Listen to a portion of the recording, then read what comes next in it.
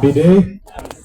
Basi hata nami nitasema tu ya kwamba hakika Mungu anabadilisha. Nami jinsi mnavyoniona, nilikuwa mtu ambaye hapendezi kijiji kwa jumla.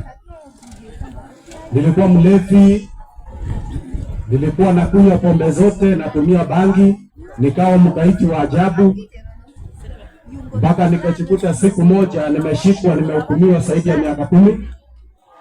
Lakini hapo ndipo nilikutana na Yesu na akanibadilisha, akanipatia nafasi na nguvu mpya ya kurejea kwake na kisha kumhudumia.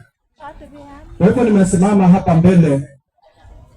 Kwanza kwa majina ni hayo umesikia, naitwa Hilary Kirui. Makao ama mahali penye nilipozaliwa ni huku chini, naitwa Kapkangani, lakini sasa ninaishi maeneo ya Itiko. Kwa hivyo nataka niseme hata nani ya kwamba muda mwingi sana hapo nyuma nilikuwa ninatumia hizo vitu, nikafanya mambo ya kisa sana, lakini vile nimewambia hadithi yangu napendanga kusema ya kwamba inafanana na hadithi ama historia. Ukisoma kitabu cha Kutoka utakuta hadithi ya mtu ambaye anaitwa Musa.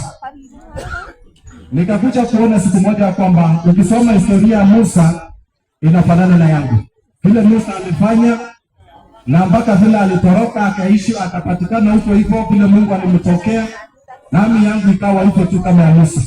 Kwa hivyo huwa napenda kuambia mtu ukisoma hiyo kitabu na uelewe chenye Musa alifanya na nini inafanana na yangu.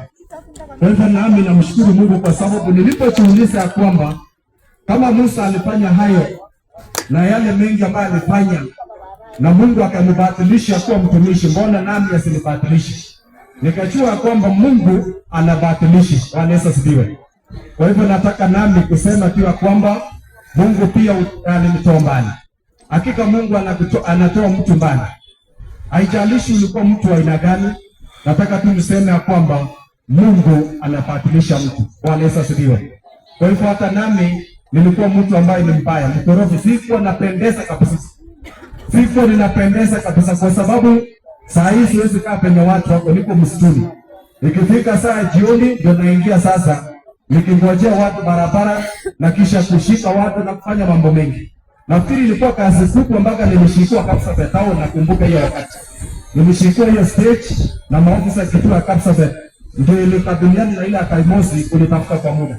Kwa hivyo nami nasema kwamba nashukuru Mungu kwa sababu nilipokuwa mikononi mwao nikakutana na Yesu. Nilipokuwa sehemu yenye nilikuwa gerezani na nilikaa huko zaidi ya miaka 10, lakini sikuponjeka wala nini, kwa sababu nilipoingia tu nikasarendeza maisha yangu kwa Yesu na nikamwambia niokoe na unisamehe yote ambayo nilitenda na unipatie nafasi nyingine.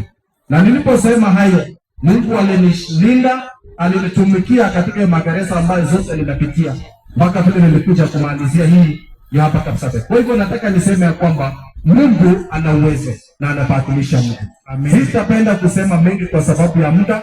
Nasema tu ya kwamba Mungu wa mbinguni awabariki na kila mmoja akae akijua kwamba Mungu anabadilisha.